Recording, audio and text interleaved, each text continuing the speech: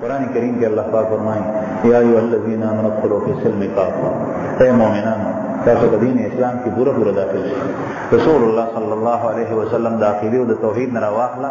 تر قضای حاجت پورې آداب او طریقې خولې دي. حضرت سلمان رضی الله عنه ته يهودي په مخ ور دي او ته وایي چې تاسو د پیغمبر خو عجیبه دی، لقد علمکم صاحبکم وفي روایت نبیکم كل شيء حتى القراءه، تاسو دا صاحب مرګره او دا پیغمبر دغه تاسو ساری یو شي او د خندا او د ټټوبې په تور باندې دا خبره کوله وی چې تاسو ته د قضای حاجت طریقه هم کوي چې سړی قضای حاجت ته ذاتي کړي. هغه ورته وفرمایل نعم، مونږ ته هغه دام وایي چې مونږ کله استنجا کوو نو مونږ ځان سره 3 لوټي واخلو او په هغې باندې مونږ استنجا کوو، او چې کله قضای حاجت ته کینو نو نه زمونږ قبلې ته مخ وي او نه مشا وي، مونږ ته دام وایي. ابو ایوب انصاري رضی الله عنه په یو جنګ کې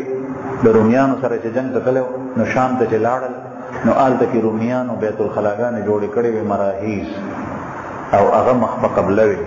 چې سړی به کېناستو نو مخ به قبلې ته راتلو یا شا. نو ابو ایوب رضی الله عنه فرمایي چې مونږ به هغې کې کېناستو ځکه چې مجبوري وه لابودي وه ټوله آبادي وه ښار کې چې به مو هغه استعمالول او بیا به ننحرف عنها، مونږ به داسې کېناستو چې په څنډه به کېناستو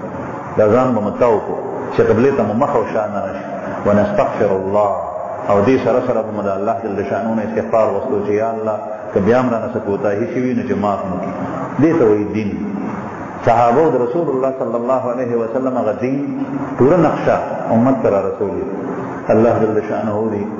مونږ په پوره دین باندې عمل پیرا کړي او په پوره دین د عمل کولو توفیق راکړي او فلاح د مسلمان په دغه صورت کې